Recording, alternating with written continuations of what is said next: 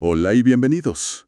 Hoy nos vamos a sumergir en un tema que, pues nos guste o no, va a cambiar las reglas del juego para cualquiera que haga negocios en México. Así es. Hablamos de las reformas fiscales que vienen para la facturación en 2026. Tenemos aquí un compendio de fuentes que desglosan los cambios al CFDI, el famoso comprobante fiscal digital. Y la misión de hoy es clara.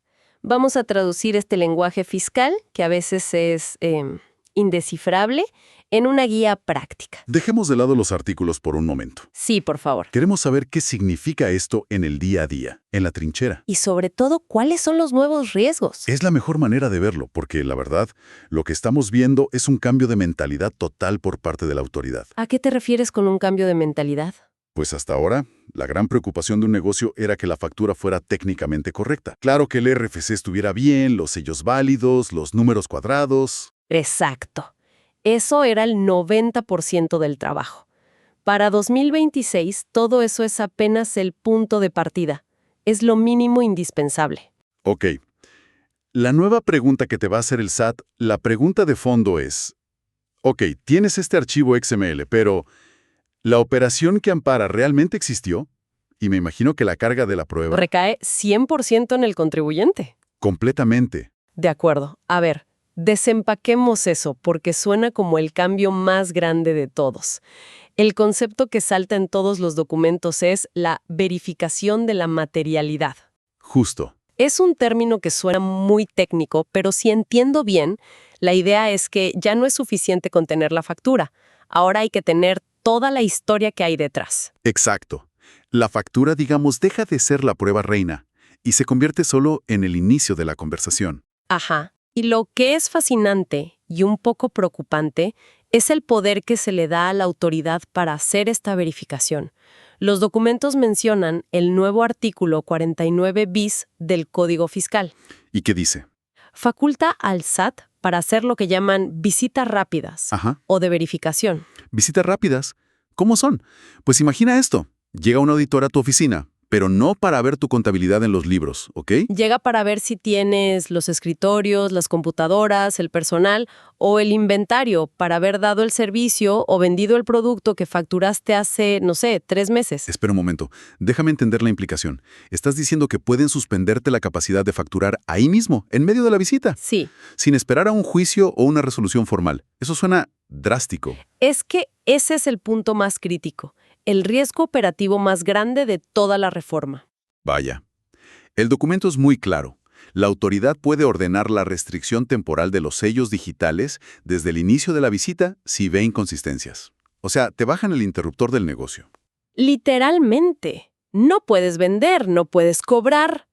Por eso, la recomendación estratégica número 1 que surge de todo esto es crear, de forma proactiva, un archivo de materialidad. Suena lógico, pero también como una pesadilla administrativa. Sobre todo para una pyme o un profesional independiente. ¿No es una carga excesiva? Es una pregunta muy válida. Y sí, es el gran desafío.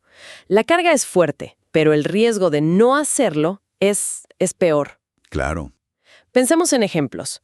Si eres consultor, tu archivo de materialidad no es solo el contrato. ¿Qué más sería? Son los correos de coordinación, las minutas de las reuniones, las presentaciones que hiciste, el entregable final. Si eres una constructora, son las fotos del avance de la obra. Las bitácoras. Las bitácoras firmadas, las notas de remisión. Si eres diseñador, los bocetos, los correos con el cliente, el archivo final. La mentalidad tiene que cambiar a estoy construyendo mi defensa desde el día 1. Ok, entonces, primera línea de defensa. Tener un arsenal de pruebas para demostrar que existes y que la operación es real. Pero supongamos que superas esa prueba. Ajá. Aún así, parece que hay nuevas formas de perder la capacidad de facturar. Se habla de un endurecimiento en las reglas para restringir el certificado de sello digital. Así es. Si la materialidad es el ¿qué hiciste?, esto se refiere al cómo lo administras.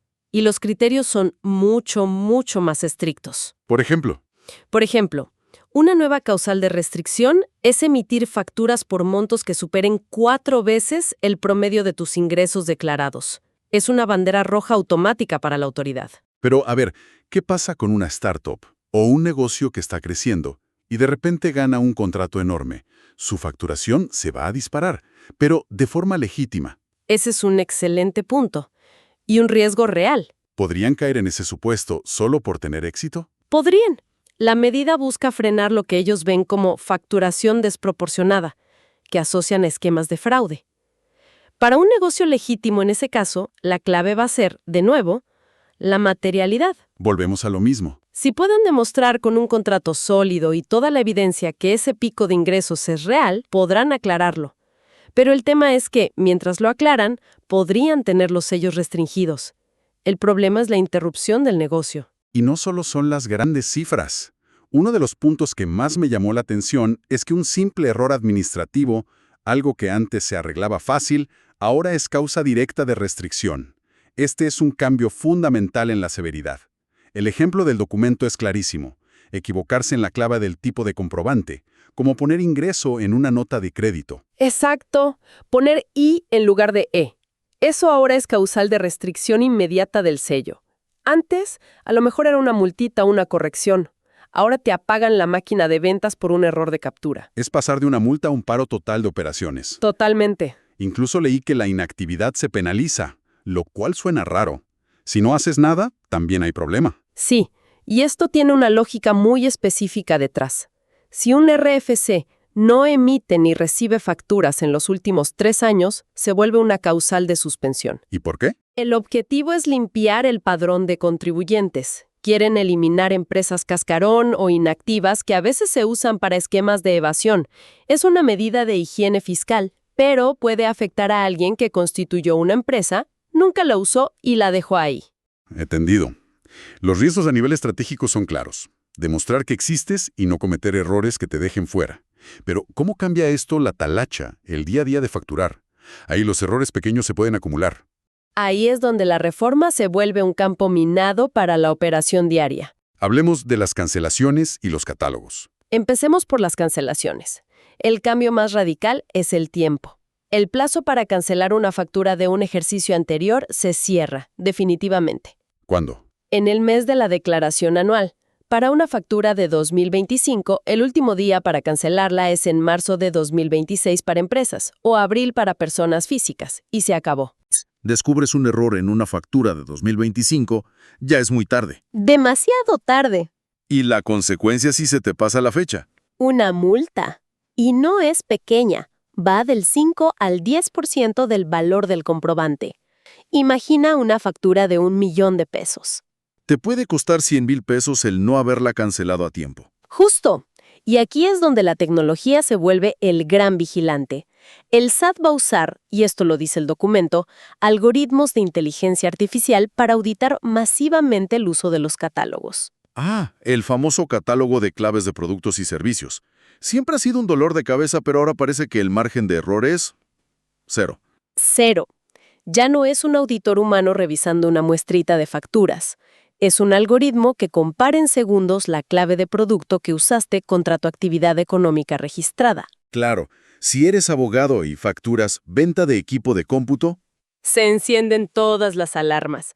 Y esto lleva a multas que, van de 400 a 600 pesos por factura con error.